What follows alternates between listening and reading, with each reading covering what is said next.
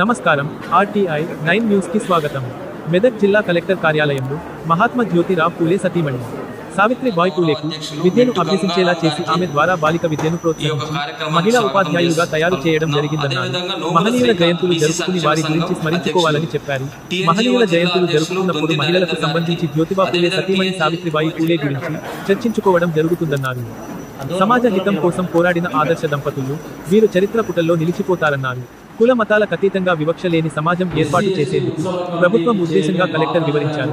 అందరూ సమాన బడుగు బలహీన వర్గాల రిజర్వేషన్ కల్పించి విద్యా ఉపాధి అవకాశాలు మెరుగుపరిచి వారి అభివృద్ధిని కాంక్షిస్తూ ప్రభుత్వం అనేక చర్యలు చేపడుతుందని తెలిపారు. రాజ్యాంగబద్ధంగా అందరికీ హక్కులు కల్పించబడ్డాయని అన్నారు.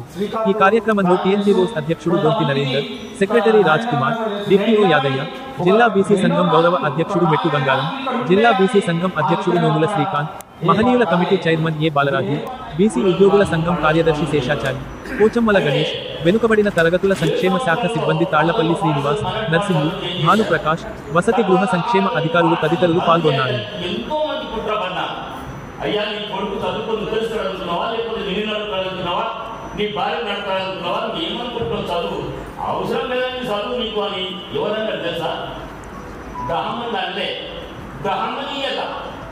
బ్రాహ్మణీయత లేదు, బ్రాహ్మణులు లేదు.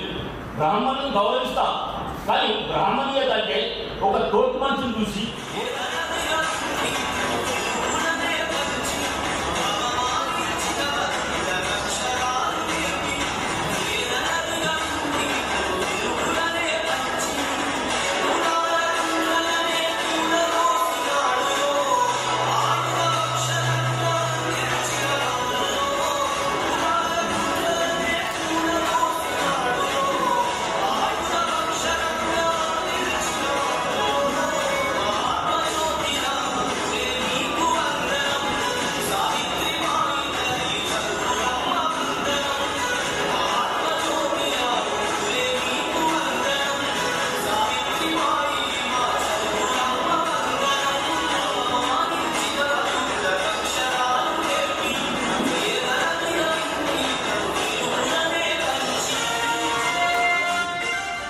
ఎన్నో వెళ్ళలేము. అవన్నీ కూడా కొద్దిగా కన్ఫ్యూజ్ అవుతారు. మేమే కన్ఫ్యూజ్ అవుతాం. ఈ మధ్య మొత్తం కాదు, ఇది చాలామంది చాలా బాగా మాట్లాడారు. అంటే ప్రతి ఒక్కరిని మనం ఇన్స్పైర్ చేసుకుంటారు. జీవితంలో ప్రతి ఒక్క వ్యక్తి కూర్చున్న ప్రతి ఒక్కరు కూడా ఎవరి ద్వారా ఇన్స్పైర్ అవుతుంటాం. మనం తెలియకుండా మనం బాగా ఇస్తుంటాం. ఒక్కొక్క కార్యక్రమానికి ఒక్కొక్క ఇన్స్పైర్ ఇస్తూ మనం పనిచేస్తుంటాం.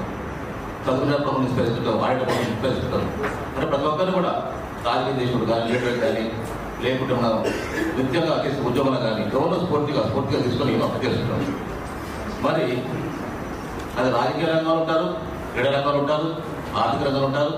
అదేవిధంగా మత దురహంకారం, అదేవిధంగా ఎన్నో మూఢనమ్మకాలు మరి వేళ్ళూరు కొనిపోయి మరి ఆ సమాజం పునారిల్లుతున్న వేళ బ్రిటిష్ ఇండియాలో మరి 1827లో మరి అతి చిన్న కులమైన మాలి కులంలో జన్మించిన జ్యోతిబా పూలే గారు మరి చిన్నతనం నుండే ఒక సత్యాన్వేషిగా, అంటే కారణాన్ని శోధించే వ్యక్తిగా మనం వారి జీవిత చరిత్ర చూసినట్టయితే అన్ని వాళ్ళు చెప్పిన విషయాలు కాకుండా కొత్త విషయాలు నేను చెప్పదలుచుకున్నాను.